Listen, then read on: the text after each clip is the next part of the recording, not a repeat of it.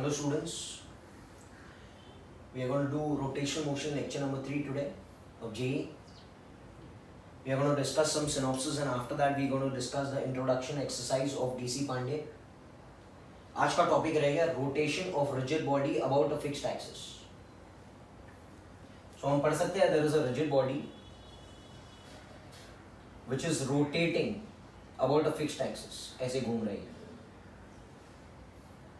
Can I say अगर ये body गोल गोल घूमेगा about this axis, so all particles of this body are going to perform circular motion. Maybe it may be a uniform circular motion if it is going with omega.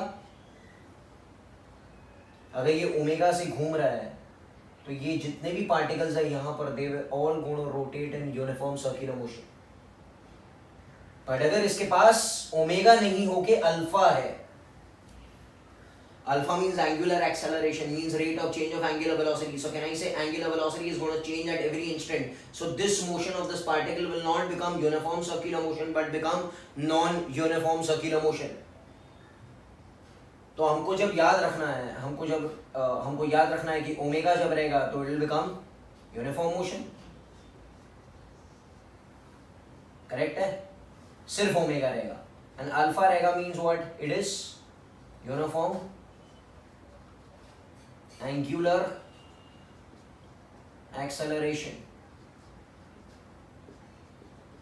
and सिर्फ omega रहेगा तो uniform angular velocity. So along this line we are going to discuss. We know all these terms and definitions. I'll just discuss over here. Omega का formula हमको पता था, it is rate of change of angular displacement. Okay, and the unit will be radian per second. Alpha कब आएगा? It is rate of change of angular velocity in non uniform motion, और I can say uniform accelerated motion which is being written as d2 theta upon dt square. अच्छा, alpha को provide कौन करेगा? Alpha को provide torque करेगा. अच्छा, torque का और एक फॉर्मूला अगर आपको याद है, summation of all the torque is force into perpendicular distance. याद है ना भाई? ये हम कर चुके हैं. तो अल्फा को बनाने वाला टॉर्क है, और टॉर्क कब लगेगा? When there is a force and there is multiplied by the perpendicular distance. ये हम डिस्कशन लास्ट टाइम कर चुके हैं, but this is going to come today also because हमको अल्फा की जरूरत है, और अल्फा की जरूरत है means indirectly we require torque also. अच्छा सर, अच्छा I know alpha is constant. याद है काइनेमैटिक्स में if a would be constant I would use v is u plus at, s is ut plus half at square, v square is equal to u square plus 2as. यहां पर अगर alpha constant रहेगा because this is about angular motion, then we'll use kinematic equations in rotational motion, that is omega 2 is omega 1 plus alpha t, theta is omega 1 t plus half alpha t square, and omega 2 square is omega 1 square plus 2 alpha theta. What is omega 2? Final angular velocity, initial angular velocity, angular acceleration, time, angular displacement. ठीक है ना बेटा? अच्छा, अगर alpha 0 रहेगा means it is going with uniform motion, तो omega 2 will become equal to omega 1 and theta will become equal to omega 1 t. और इसी का काइनेमैटिक्स में हम एक फॉर्मूला लगाते थे, speed is distance upon time because a was 0. अच्छा, if you remember alpha is variable, उधर a was वेरिएबल, तो we would go in calculus, integration and derivative. भाई याद है आपको? ओके, तो अगर हमको थीटा मांगता है तो theta will be derivative of theta with theta दिया हुआ है, एंड ओमेगा मांगता है तो will be derivative of theta with respect to time. Alpha अगर मांगता है तो it will become derivative of omega with respect to time, which could also be written as omega d omega by d theta. इसका replication if I do it in kinematics, if you remember what was velocity बेटा? ds by dt. What was acceleration beta? dv by dt, which could also be written as v dv by ds. I hope ये तो सबका पक्का हो गया रहेगा. This is in which motion beta? This is in linear motion. We are comparing this with angular motion. हाँ भाई, तो हमने आपको याद है पढ़ाया था v2a s to v, v2a क्या करना है? डेरिवेटिव. एंड अगर उल्टा जाना है तो a to v and v2, तो यहां पर इंटीग्रेशन करना पड़ेगा आपको. Similarly, in terms of angular motion, S की जगह आ जाएगा थीटा, थीटा वी की जगह आ जाएगा ओमेगा, ए की जगह आ जाएगा अल्फा। तो अगर theta to omega derivative, omega to alpha derivative, और अगर उल्टा जाना है तो क्या करना है बच्चा, इंटीग्रेशन। यस और नो सर? तो हमने यहां पे देखा omega, if alpha is variable, okay, integration of D theta will become integration of omega dt, and integration of d omega will become integration of alpha dt। याद रखना, ये आगे काम लगेगा। What was the replication of this in linear motion? अगर हम देखने जाएंगे इसका replication in linear motion, d theta की जगह आ जाएगा ds, if you remember is v dt, integration of that, yes or no? Another कैसे लिखेंगे, integration of dv will become equal to integration of a dt। याद है ना आपको? तो please revise this with linear motion so that you can get the answers. I will just tell you क्या हो रहा था। ओके, एस की जगह किसने ले लिया, थीटा ने, वी की जगह किसने ले लिया, ओमेगा ने, ए की जगह किसने ले लिया, अल्फा ने, फोर्स की जगह किसने ले लिया, टॉर्क ने। यस और नो? लीनियर मोमेंटम की जगह किसने ले लिया, एंगुलर मोमेंटम ने। So these terms you should remember so that you will get the answer। अच्छा, one more thing we know that mass की जगह किसने ले लिया, मोमेंट ऑफ इनर्शिया ने। Kinetic energy of a rotating body का formula क्या है, एक बॉडी अगर घूम रही है तो what will be the kinetic energy of a rotating body, half I omega square. You know we can compare this with half M V square. M की जगह ले लिया आई ने, पी की जगह ले लिया ओमेगा ने। अच्छा, kinetic energy of linear body was p square by 2m, if you remember, p square by 2m, p की जगह ले लिया l ने, m की जगह ले लिया i ने। So kinetic energy of a rotating body can also be written as l square by 2i, और if I want to prove it can I write this as half i square omega square by i। देखो, I multiply and divide by i, what is i omega l, so it will become l square by 2i। So please remember this thing. Okay, beta. Now we are going to discuss some extra points. Suppose there are two rigid bodies. One is rotating with a uniform angular velocity omega. Suppose एक fan घूम रहा है with constant angular speed. So can I say every particle on this body is performing circular motion? Sir, which circular motion? Uniform की non-uniform? आप देख सकते हो यहाँ पर इसके पास सिर्फ ओमेगा है, अल्फा नहीं है। मतलब this circular motion which it is performing is a UCM, and uniform circular motion के पास there is one acceleration called as centripetal acceleration which is always there. There is no tangential acceleration over here. Tangential acceleration का formula आपको circular motion में पढ़ा था, that is r alpha, but since यहाँ पे alpha 0 है, so at will also become 0, so the resultant acceleration at every instant of time will be r omega square which is radially inwards। आपको पता है centripetal acceleration is always radially inward। yes or no sir? अच्छा, मैं अगर बात करूं इस point की, तो ये पॉइंट भी सर्कल में घूम रहा है। देखो, ये पूरा सब चीज सर्कल में घूम रही है, तो ये पॉइंट भी सर्कल में घूम रहा है, बराबर है। आप देख सकते हैं इसका भी सेंट्रीपिटल एक्सेलरेशन रहेगा r ओमेगा स्क्वायर, बट क्या दोनों का सेंट्रीपिटल एक्सेलरेशन सेम रहेगा? नहीं, इसका रहेगा r1 ओमेगा स्क्वायर और इसका रहेगा बेटा r2 ओमेगा स्क्वायर। यस और नो सर? ओमेगा दोनों का कांस्टेंट है, but since r2 is greater than r1, okay, centripetal acceleration of the second particle is greater than centripetal acceleration of the first particle। बोलिए, ये दोनों circle में जा रहे हैं, यूनिफॉर्म सर्किल में जा रहा है, बट इसका एक्सेलरेशन कमजोर है, इसका एक्सेलरेशन स्ट्रांग है बिकॉज इसका रेडियस स्ट्रांग है, बिकॉज सेंट्रीपिटल एक्सेलरेशन का formula is omega square r, omega is constant, so can I say centripetal acceleration is proportional to r। अच्छा, और एक बात, दोनों के पास वेलोसिटी है। सर्कुलर मोशन का वेलोसिटी क्या होता है बच्चा? r omega.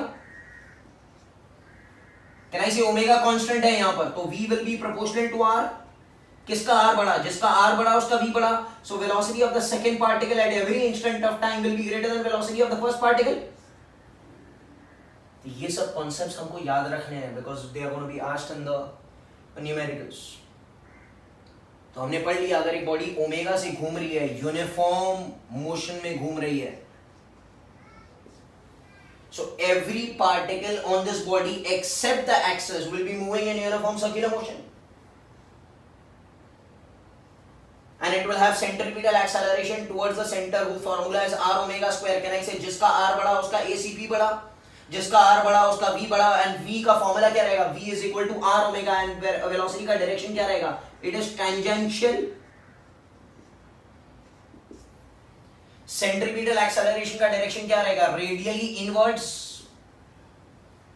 अच्छा, एक और एक बॉडी की तरफ आता है which is going with alpha. Alpha means it is accelerating. Accelerating means angular velocity is changing at every instant of time. तो हमको मालूम है अगर एक पार्टिकल हम यहां पर पकड़ते हैं, it is going to go in a circle. It is going to move in a circle. But this circle is UCM or non-UCM? बेटा, is this non-UCM. और हमको मालूम है नॉन यूसीएम के पास दो एक्सेलरेशन होते हैं, एक होता है एसीपी टुवर्ड्स द सेंटर और एक होता है tangential acceleration which is tangential. So ACP is r omega square and AT will become equal to r alpha. What is r omega? What is omega? Omega is the angular velocity at that instant of time. Okay, can I say it is omega at omega t? बोल सकते हैं क्या नहीं? Okay, this is omega at any instant of time because omega her instant पर change हो रहा है. And what is omega t का formula? अगर आप omega t का formula निकालना चाहते हैं तो it is omega t will be omega 1 plus alpha t, omega initial plus alpha t. Yes or no sir? ये omega t यहां पर लिखा जाएगा. And net acceleration क्या हो जाएगा? It will be under root of ACP square plus AT square at any instant of time. देखिए ये r alpha तो constant है because alpha constant है, but omega at every instant is going to change. तो यहाँ पर omega की जगह omega t आ जाएगा and omega t का formula will become omega initial plus alpha t which will be substituted over here. Yes or no? अच्छा, what about velocity of this particle? Can I say velocity of the particle is r omega? But her omega her instant पर change हो रहा है. The actual formula for velocity, instantaneous velocity will become r omega at any instant of time. को लिख सकते हैं omega initial plus alpha t. This will be the actual formula for velocity which is instantaneous, which is going to change at every instant of time because it is non-uniform circular motion. I hope everyone is understanding. थोड़ा complicated है पर आप लोग page number 111 पे refer करो DC Pandey के, so you will get the things. It is mentioned in extra point. Now we are going to start with sums based on these concepts. Introductory exercise 12.4. कुछ अच्छे वाले sums है. There are total 11 sums inside the introduction. I'll be doing some questions and then we'll be doing one more introductory exercise. Question number 1 क्या कह रहा है? Question 1. A wheel is rotating with uniform angular acceleration covers 50 revolutions. अच्छा बेटा, एक revolution में कितना cover होता है? 2 pi. तो number of revolutions अगर 50 revolutions है तो how much is the theta covered? 2 pi एक का into n होगा ना, कितना हो जाएगा? 100 pi radians. एक revolution में 2 pi तो 50 revolution में 100 pi. In the first 5 seconds तो कितना टाइम लगा? 100 pi कवर करने के लिए 5 सेकेंड लगा उसको. After the start, मतलब you are assuming that initial velocity, angular velocity is 0 radian per second. It is starting from rest. Find the angular acceleration, मतलब क्या निकालना है? अल्फा निकालना है. And the angular velocity, omega final या omega 2 at a time of 5 seconds, at the end of 5 seconds. ठीक है sir? हम लोग एक काम करते हैं, we are going to use kinematical equations. Can I say omega 2 is omega 1 plus alpha t? पर ये equation हम लोग use नहीं कर सकते हैं. क्यों सर? अल्फा ही पता नहीं है हमको. Any other equation can I use? Can I use theta is equal to omega 1 t plus half alpha t square? Theta is 100 pi. Omega 1 is 0. Half alpha पता नहीं है. T square, t will become 5 square. That is 25. 25 4s are 100. तो ये हो जाएगा alpha will become equal to 8 pi radian per second square. Everyone understanding this thing? ये alpha मिल गया हमको. अब एक बार alpha मिल गया, can I use omega 2 is omega 1 plus alpha t? बोलिए. So omega 2 ओमेगा 1 0, अल्फा कितना 8 पाई, टाइम कितना बेटा 5, तो ये कितना हो गया omega 2 40 pi radian per second. I hope everyone is understanding what is happening. This is question number 1 of 12.4. Next question पे आते हैं. क्वेश्चन नंबर 2 आप ट्राई कर सकते हो. क्वेश्चन नंबर 3 पर आते हैं हम लोग. A flywheel has moment of inertia 5 kg meter square, rotated at the speed of 10 radian per second. Because of friction, it comes to rest in 10 seconds. मतलब ये ओमेगा इनिशियल है, ओमेगा फाइनल कितना हो गया 0 हो गया, फ्रिक्शन के कारण रुक गया वो. Find the average torque due to the friction. कह रहे जो टॉर्क फ्रिक्शन ने प्रोवाइड किया वो कितना था. अच्छा, हमको डेटा देखने से पता चलता है torque is equal to I alpha. Torque is equal to I alpha. Alpha को लिख सकते हैं बेटा omega final minus omega initial upon T. You know all these things. What is I 5, omega final is given as 0 minus 10 upon t is also 10, तो ये 10 तो this will become -5 Newton meter. That means it is not an accelerated torque, it is a retarding torque. और रुकने वाला torque है ना, friction हमेशा उल्टा टॉर्क प्रोवाइड करेगा. I hope you all have understood this thing also.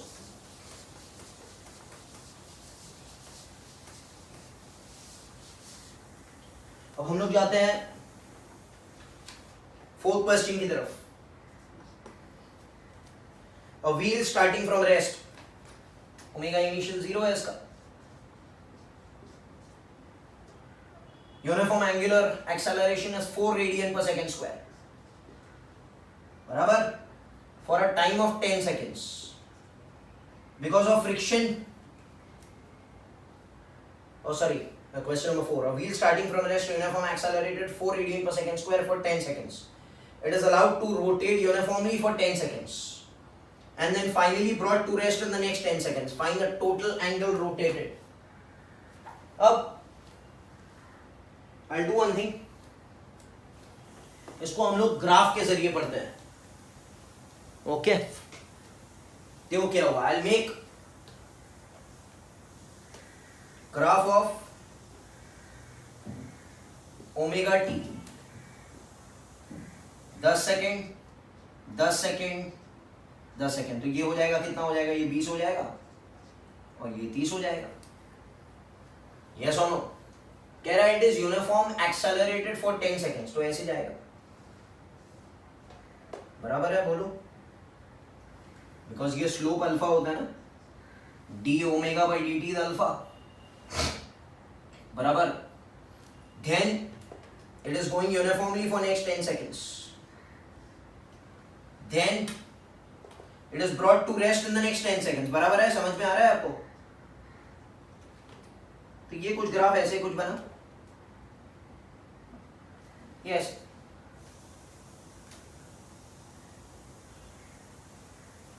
आपको समझ में आ रहा है, I think so.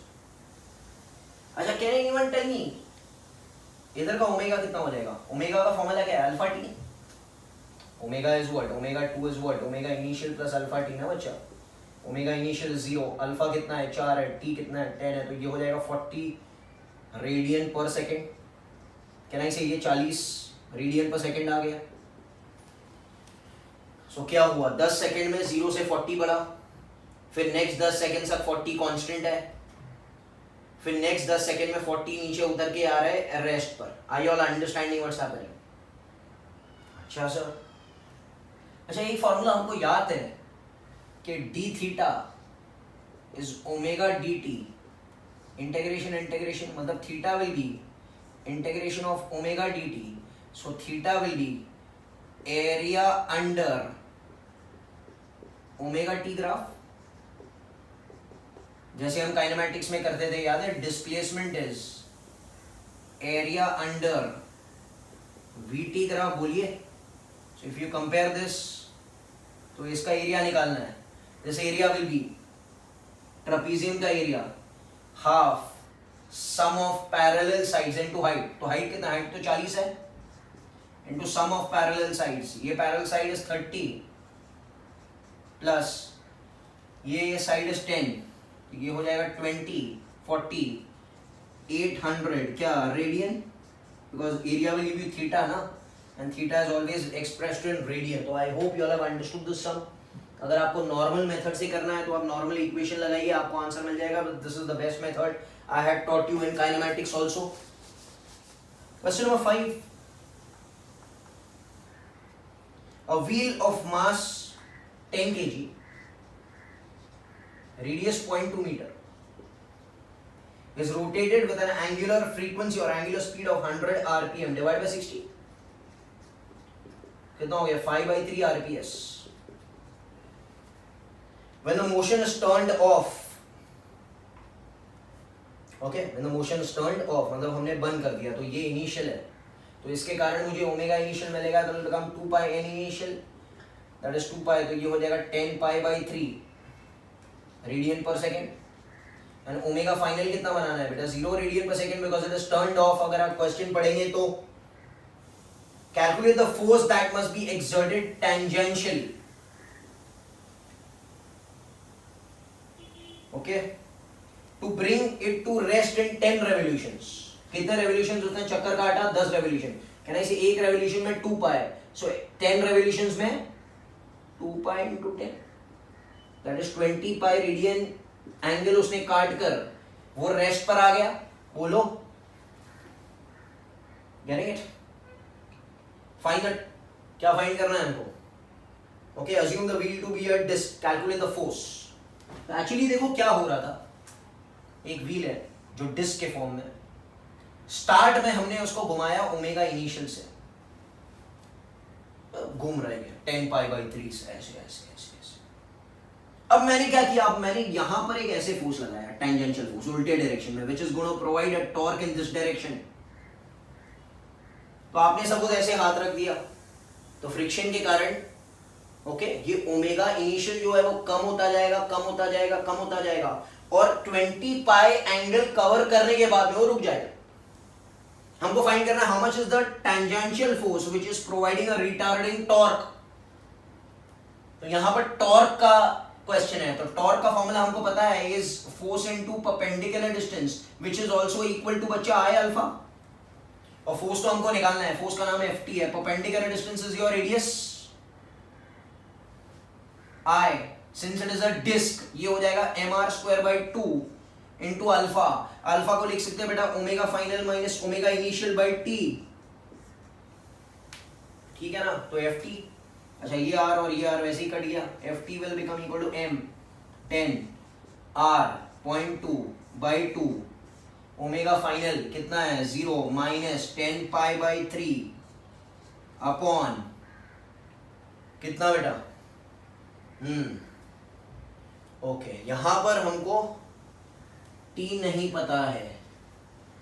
Okay, so T हमको पहले ढूंढना पड़ेगा.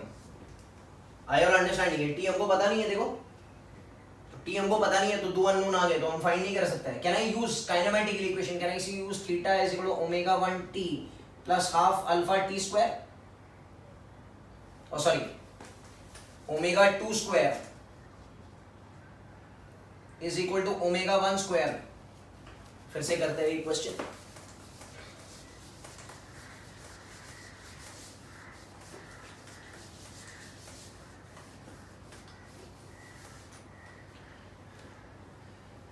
So we'll see the question that the mass is 10 kg, radius is 0.2 meter, initial frequency is 100/60, 5/3 radian per second, omega initial is 10 pi/3, omega final is 0 radian per second. I want to find the tangential force when theta is given.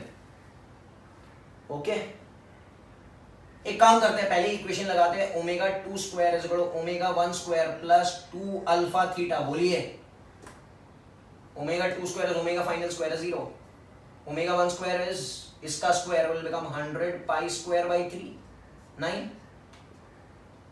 Yes और no? 2 alpha theta कितना है? 20 pi. तो ये कितना हो जाएगा? Minus 100 pi square by 9 is equal to 40 pi alpha. ये पाई और ये पाई कैंसिल हो गया, ये 0 और ये 0 कैंसिल हो गया, ये कितना हो गया बेटा? Minus 10 by 9 4 36 pi, this is alpha. बोलिए यस और नो।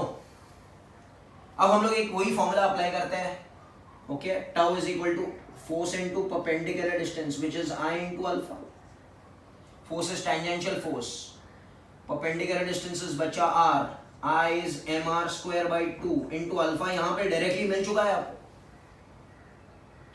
सो एफ टी, अच्छा ये आर और आर कैंसिल हो गया, F T will become equal to M, M कितना 10, आर कितना 0.2 by 2 into alpha, alpha will become minus 10 pi by 36। Yes और नो सर? अब देख सकते हैं ये कितना हो गया 0.1, ये 0.1 इंटू 10 ये 1 हो गया। So what is F T का value? Minus, obviously it will come minus because it is a retarding force, minus 10 pi, pi is 3.14। So ये हो जाएगा 31.4 बाय 36। इसको सॉल्व करके आपको आंसर न्यूटन में आ जाएगा with a minus sign indicating that it is a retarding force. Did you understand what's happening? Okay. Question number 6. A solid body rotates about a stationary axis with theta given as 60 minus 2t cube. Find the mean value of angular velocity and angular acceleration average over the time interval t0 to complete stop. I want to find mean value of angular velocity and mean value of angular acceleration from time 0 to time when it stops. अच्छा sir, तो हम लोग थोड़ा यहाँ पर discussion करेंगे। Everyone just pay attention. Can I find, इसका derivative निकालेंगे तो क्या मिल जाएगा? ओमेगा। ओमेगा इसका डेरिवेटिव निकालेंगे तो क्या हो जाएगा? 6 माइनस कितना होता है बेटा? 3t स्क्वायर, तो 360 इसका डेरिवेटिव निकालेंगे तो ओमेगा अल्फा मिलेगा, alpha will become minus 12t। तो ये तो आपको आना चाहिए। अच्छा कह रहे हैं when the body will stop, when the body will stop omega will become equal to 0। So can I say when it stops omega is 0, मतलब 6 minus 6t square is equal to 0. So t कितना हो गया बेटा? ये 6 और 6, तो t का value 1 second आ गया। मतलब indirectly can I say when the body stops, how much is the time? 1 second. So I want to find the average value of omega and the average value of alpha when time from time 0 to time 1 second. ये हमको पता होना चाहिए, basic आपको आता ही है। अच्छा जब भी एक सपोज एक yt फंक्शन है, इसका एवरेज वैल्यू निकालना है, तो एवरेज वैल्यू को ऐसे लिखते हैं, average value of yt function will become integration of yt dt, okay, from t1 to t2 upon integration of dt from t1 to t2। ये उसका मीन वैल्यू और एवरेज वैल्यू का फॉर्मेट है, okay. Mean value का format क्या रहेगा? Integration of y dt from t1 to t2 to integration of dt from t1 to t2। Okay, जैसे हम लोग याद है काइनेमैटिक्स में लिखते थे average velocity is total displacement upon total time, and total displacement क्या था? इंटीग्रेशन ऑफ v dt, या एरिया अंडर द ग्राफ ऐसे ही तो लिखते थे अपॉन टोटल टाइम। याद आ रहा है कुछ? So this is how the format is there. अब हम शुरू करते हैं, सबसे पहले इसको निकालते हैं, हम लोग देखते हैं। Okay, average value of omega will be integration of omega dt upon integration of dt from t1 to t2. t1 is 0 to 1 second and this is also 0 to 1 second. बोलिए भाई। अच्छा सर ओमेगा का function क्या है? Omega का function तो हमको मालूम है 6 minus 6t square, integration of this function, तो इंटीग्रेशन करेंगे इसका तो क्या हो जाएगा? 60 minus 6t cube by 3। Everyone is getting it? ऊपर वाला integration from 0 to 1 upon integration of dt is t and t हो जाएगा and 1 minus 0 will become 1। Is everyone understanding what's happening? और यहां पर अगर हम वैल्यूज डाल देंगे तो ये हो जाएगा 6 माइनस क्या भाई 6 by 3। 0 डालेंगे तो 0 ही आएगा ना, ये तो 1 वैल्यू डालना है, अपर लिमिट तो this will become 2, so this will become 4 क्या भाई radian per second square. This is the mean value of omega from 0 to 1 second। Is everyone understanding what's happening? Similarly, I will find the average value of what? Beta alpha. Okay? From 0 to 1 second. तो average value of alpha कैसे निकालना है? Average value of alpha will become वही integration of alpha dt from 0 to 1 upon integration of dt from 0 to 1.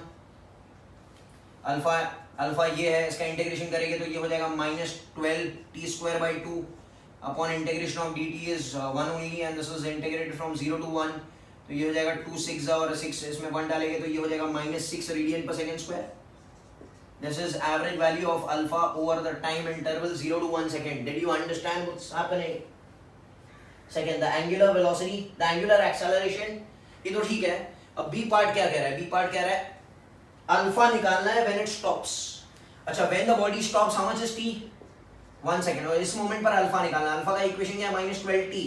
और t का value कितना डालना है? 1. So alpha will become -12 radian per second square. So when t is equal to 1 second, alpha ka value is -12 radian per second square. Did you understand this question? ये हो गया 6th question. Starting with the 7th question.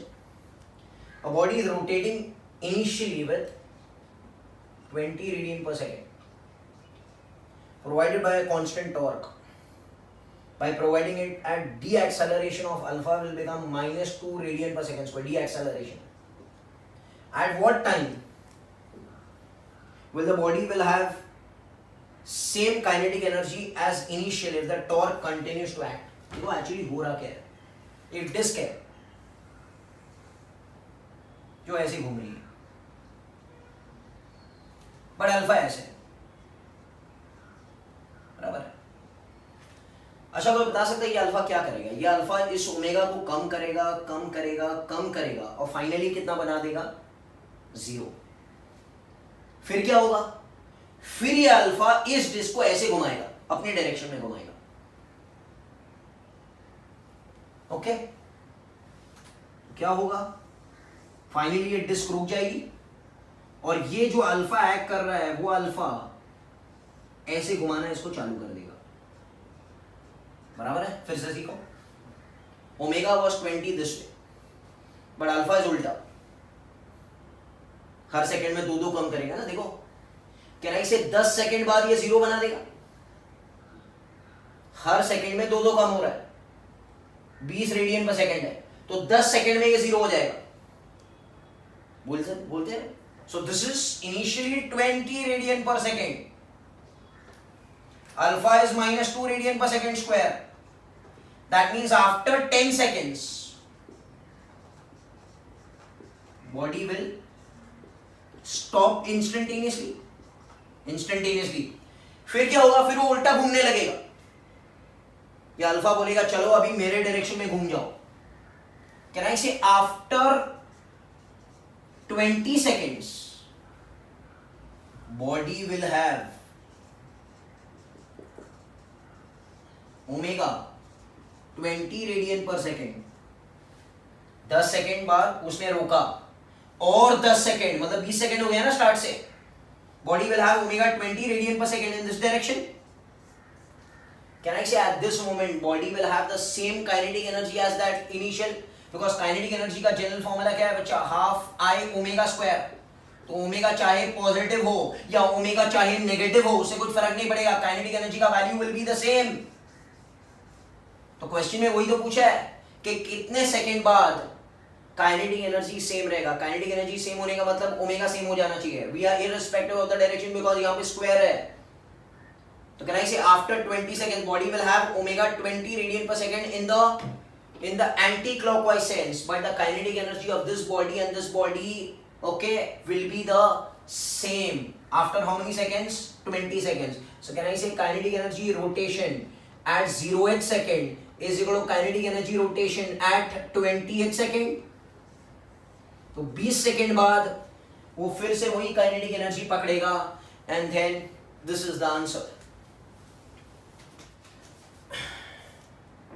10th question आप लोग homework करना is important.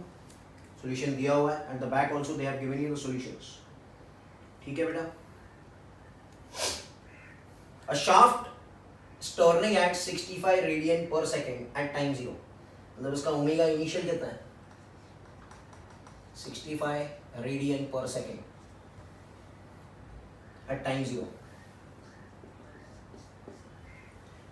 Thereafter it gives an angular acceleration alpha of -10 -5t radian per second square.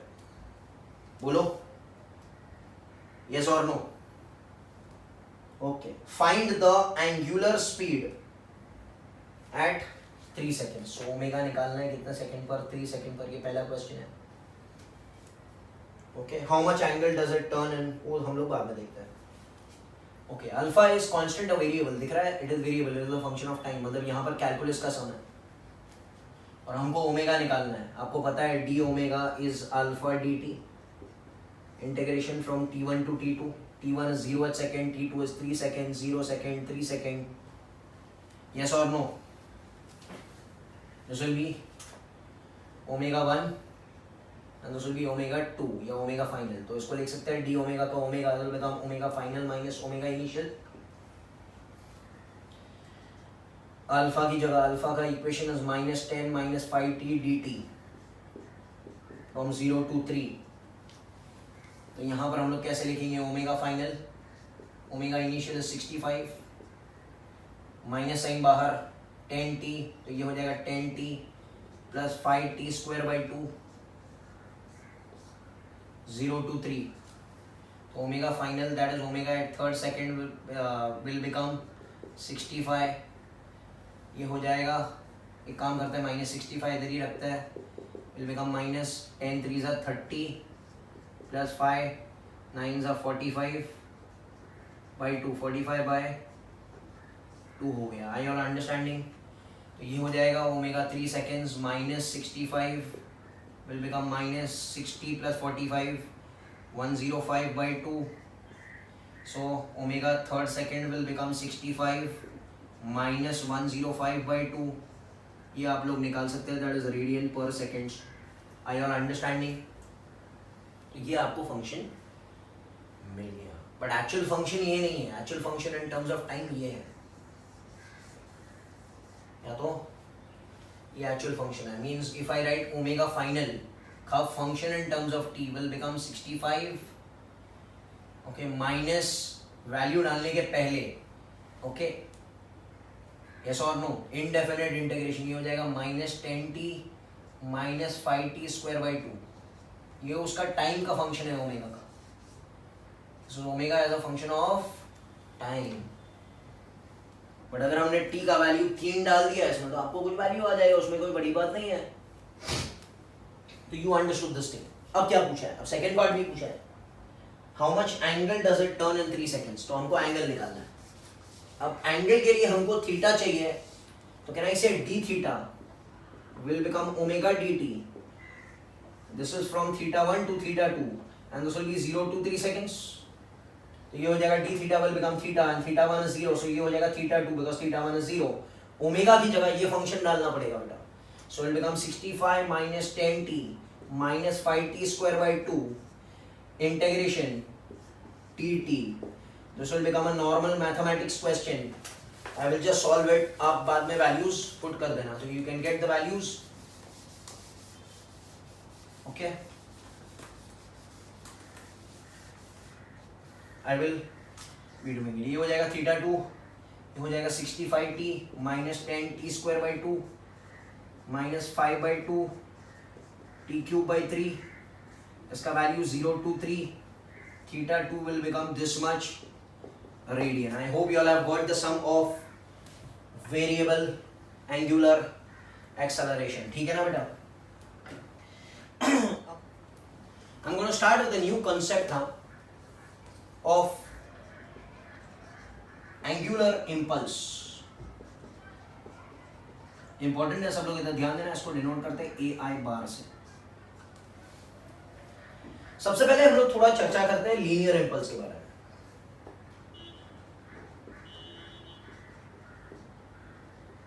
Linear impulse ये बात, large force acting on a body for a short time. तो उसको हम लोग लिख सकते थे average force into time T, याद है ना, फॉर अ शॉर्ट टाइम तो हम लोग dt भी लिख सकते हैं इसको, याद है। अगर फोर्स वेरिएबल था तो हमने क्या लिखा, और थर्ड क्या रहेगा, area under F T curve will become J. Clear है, ये चीज हमने पढ़ी थी, बोलो। अच्छा, इसको मैं थोड़ा और मॉडिफाई करता हूं। Can I write this as, this equation को लेते हैं, J bar will become average force, average force को लिख सकते हैं rate of change of linear momentum upon time, याद है ना, ये इनटू टाइम। तो ये dt dt कैंसिल हो जाएगा, so what is J bar equal to change in momentum p final bar minus p initial bar. बोलिए। अच्छा, क्या मैं इस इक्वेशन को ऐसे रीशफल कर सकता हूं, क्या ऐसे initial momentum plus minus J is equal to final momentum, plus minus J मतलब जे उसके डायरेक्शन में भी हो सकता है, जे उल्टे डायरेक्शन में भी हो सकता है। This sums will be doing later in conservation of momentum. Yes और नो सर? ये जे बार का मतलब क्या हो सकता है, प्लस भी जे हो सकता है या तो माइनस जे भी हो सकता है। तो I am not putting bar, I am writing plus minus. अगर सेम डायरेक्शन में हुआ पी इनिशियली तो प्लस लिखना, अगर ऑपोजिट डायरेक्शन में हुआ तो माइनस लिखना है। यस और नो सर? अब हम लोग यही चीज पढ़ते हैं जब बॉडी घूम रही है तो वर्ड आएगा एंगुलर इंपल्स।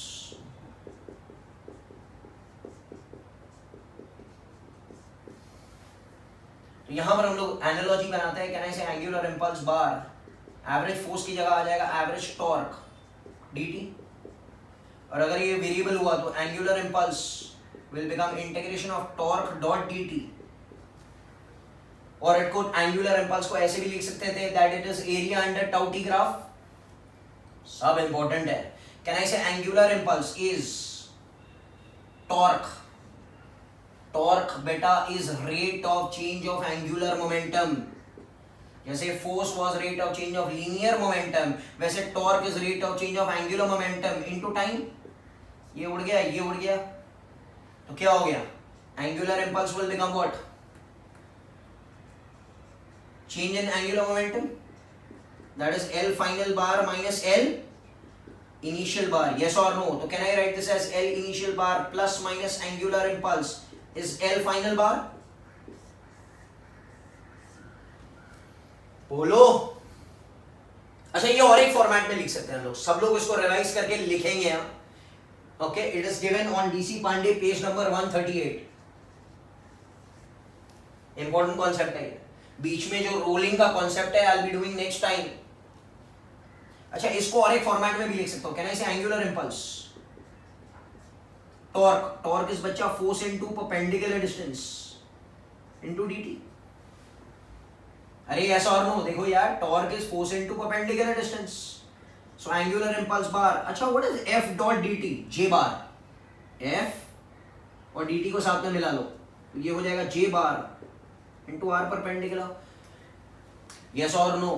तो एंगुलर इंपल्स का एक फॉर्मूला हो गया J into R perpendicular. Yes और नो? बट एंगुलर इंपल्स का दूसरा फॉर्मूला क्या, चेंज इन एंगुलर मोमेंटम। तो can I say dl bar, that is change in angular momentum, को लिख सकते हैं ये, which would also be written as L final bar minus L initial bar is equal to J into R perpendicular.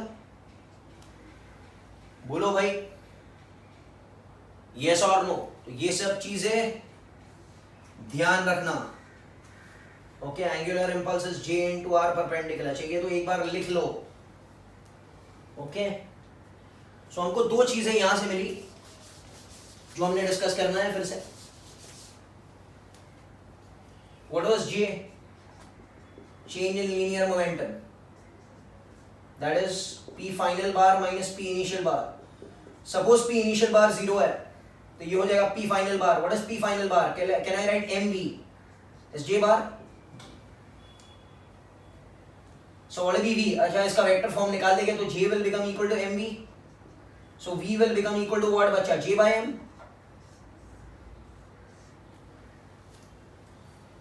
बहुत important formula है जो हमको numericals में काम लगेगा।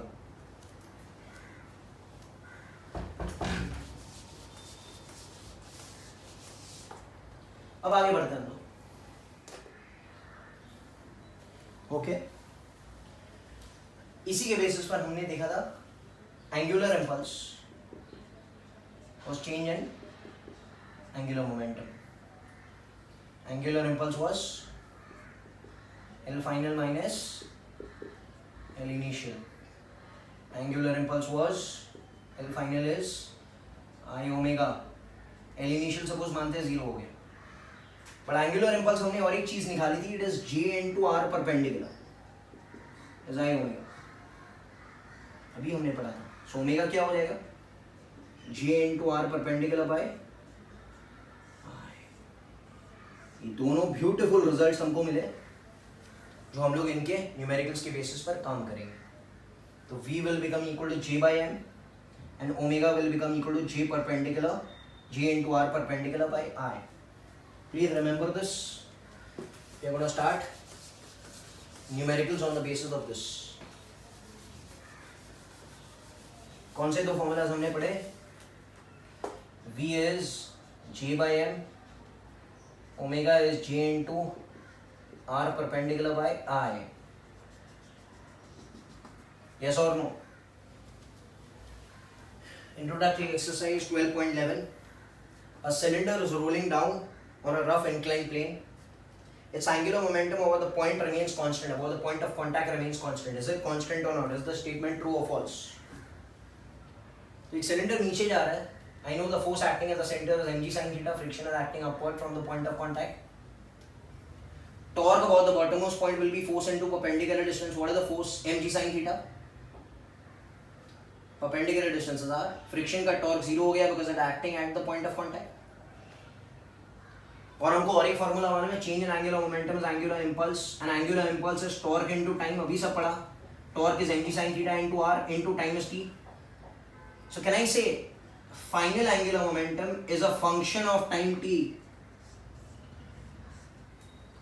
तो अगर ये फंक्शन ऑफ टाइम t है तो जैसे वो नीचे आते जा रहा है, time t is going to change, and if time t is going to change, angular momentum is also going to change. So can I say angular momentum at the point of contact, is it constant? No, it is not constant. Okay, or I can say it is not constant. क्यों? Angular momentum is a function of time t. Getting it? What's happening? Next question.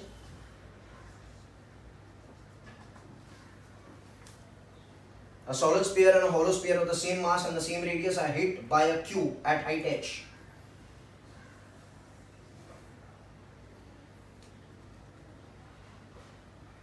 At height h, they are hit by a cube. Q यहाँ से इसको hit करेगा. कौन है ये? ये एक सॉलिड स्फीयर है.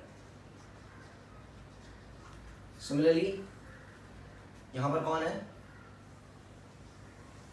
यहाँ पर एक हॉलो स्फीयर है.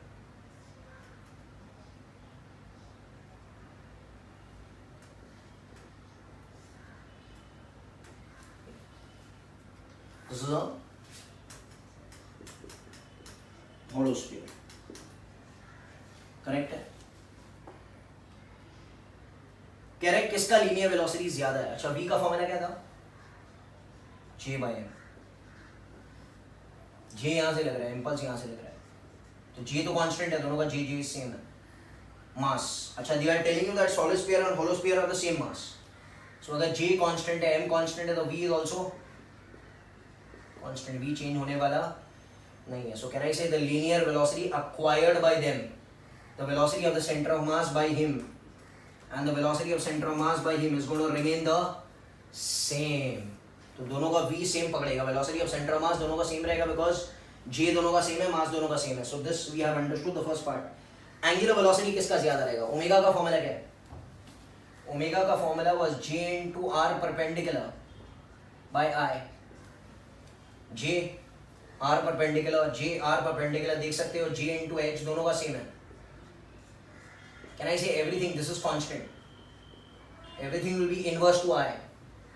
इसका मोमेंट ऑफ इनर्शिया कितना है? This is solid sphere is 2/5 mr square. And इसका moment of inertia is 2/3 mr square. So can I say omega will be inverse to I? तो जिसका I बड़ा उसका ओमेगा छोटा. इसका I कितना रहेगा? 0.4 and इसका 0.6. तो तो इसका अगर आई बढ़ा है तो इसका omega will become less, omega ऐसे जाएगा इसका, बट इसका ओमेगा कम रहेगा और इसका ओमेगा ज्यादा रहेगा। I am understanding what's happening? किसका रोटेशनल काइनेटिक एनर्जी ज्यादा रहेगा। Okay sir, now third concept, okay, kinetic energy rotation. Can I write this as is L square by 2I?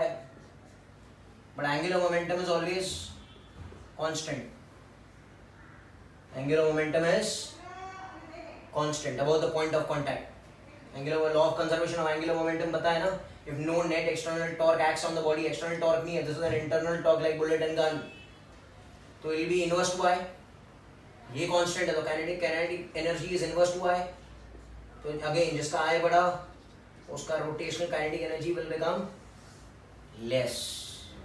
So this is how we do the sums based on angular impulse. Thank you.